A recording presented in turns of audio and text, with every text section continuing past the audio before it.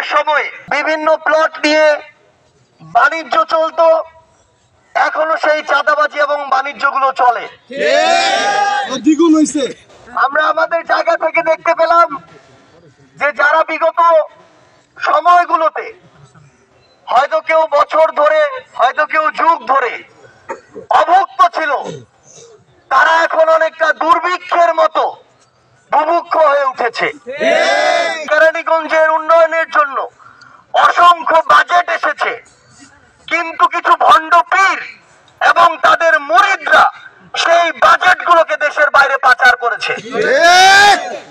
এখন সেই ভণ্ড পীরেরা যখন তাদের অপকর্মের দায়ে জেলখানায় রয়েছে, সেখান থেকে তারা আবার সবাইকে প্রস্তুত থাকার জন্য বলছে।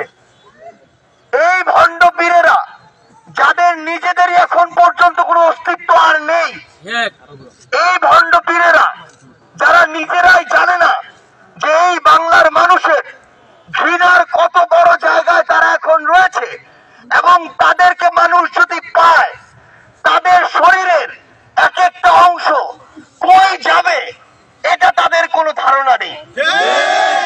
তারা বিগত বছরগুলোতে মানুষের উপরে যেভাবে জুলুম করেছে, নির্যাতন করেছে, শোষণ করেছে, বিভিন্ন মানুষের যার যে জায়গা পছন্দ হয়েছে সেই জায়গা দখল করেছে, ডেকে এনে জীবনের ভয় দেখিয়েছে, ছাড়লে ছাড়ো না হয় মরো, এই নীতিতে চলে বছরের পর বছর ধরে তারা রাজত্ব করেছে।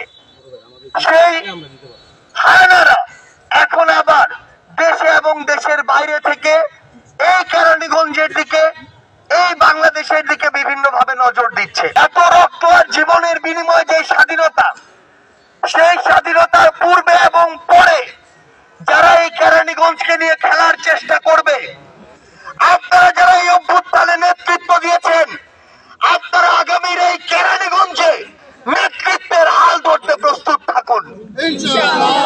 আপনারা যদি আবার সেই সাহস নিয়ে কেরানীগঞ্জের মাটিতে দাঁড়ান, হয়তো প্রথম দিন 100 জন দাঁড়াবেন, কিন্তু এই সংখ্যাটা কয়েকদিনের ব্যবধানে কয়েক হাজারে পরিণত হবে, এই সংখ্যাটা মাসের ব্যবধানে লক্ষে পরিণত হবে।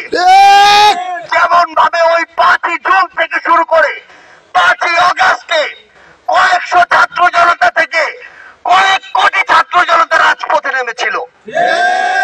আপনাদের শুধু ওই বুকের সাহসটা রাখতে হবে।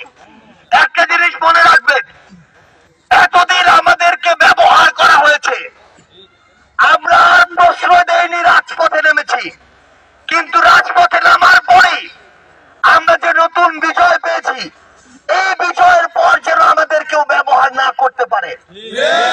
আমরা যদি আমাদেরকে কারো কাছে বিক্রি করে দেই কিছু অর্থের বিনিময়ে, সাময়িক কিছু ক্ষমতার বিনিময়ে, তাহলে যে দাসত্বের শৃঙ্খল আবার শুরু হবে, সেই শৃঙ্খলের বেড়াজালে আগামী 16 বছর আবারও আমাদের বন্দী হতে হবে।